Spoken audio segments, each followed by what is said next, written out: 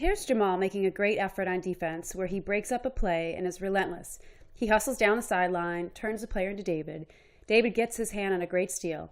Jamal moves opposite for rebounding position, and David makes this great shot. Max claps, turns, jogs, and then there's Zach behind him who's not talking, not in any defensive stance. The player dribbles through or by them both, chucks up a lousy shot, there's another rebound, and a putback that takes away all of our defensive intensity when little guy puts that one in. 1 year later, Ryan calls an end-of-game situation. Skins is up. They just need to take care of the ball.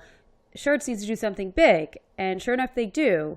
Skins turns it over, flips it to D, and watch all the arguing. Watch the emotional, mental, and physical breakdown on defense. All the technical corrections don't matter at all unless a team makes one major change, and that is a change in attitude.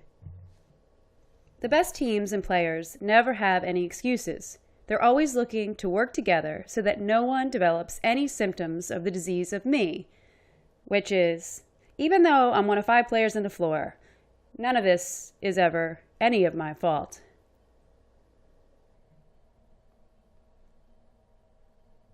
See, great teams and great players know that mistakes are going to be made. The challenge is how to cover for each other and recover when things go wrong.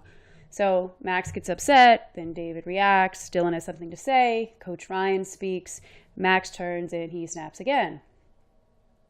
So Ryan and I are tired of looking at that clip, so let's take a look at some of the clips from our favorite teams from last year. Here are 7, 8, 9-year-olds from Harlem.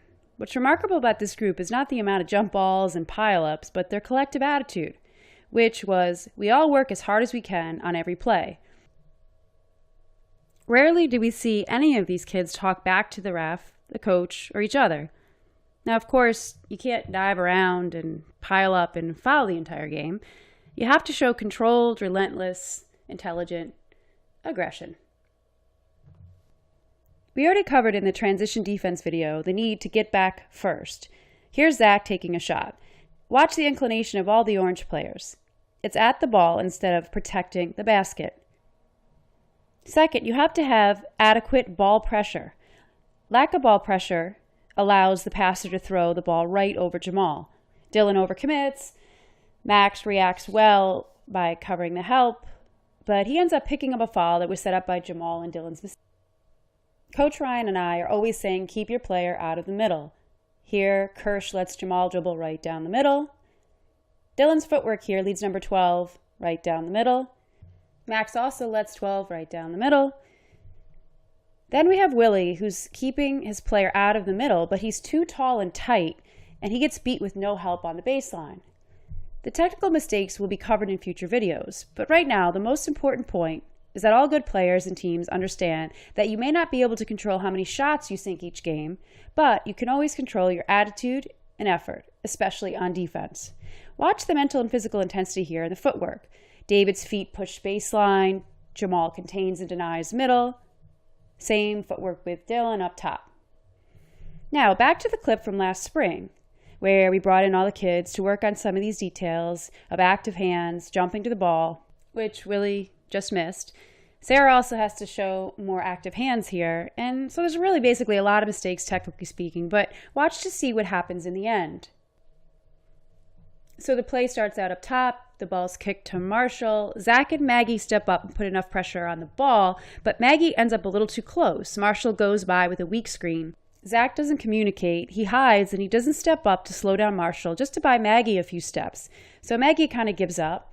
Malik is overcommitted above the line of the ball, and Matt makes a great cut. So here we go again. In future videos, we're going to break down each mistake, including how quick and light Malik is here, but how he defends with the wrong foot. But for now, see if you can spot the player who bails everyone out. It's not a bird. It's not a plane. It's the scrappy Katie G.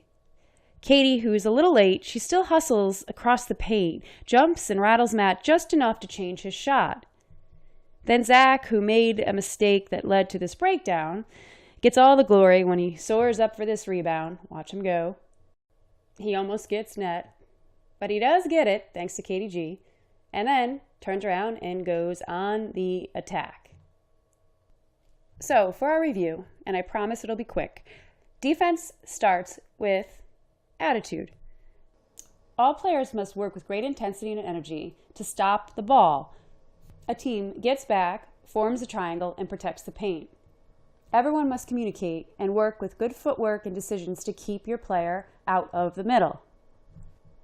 This year, we're going to keep track of deflections so that we can measure active hands and ball pressure.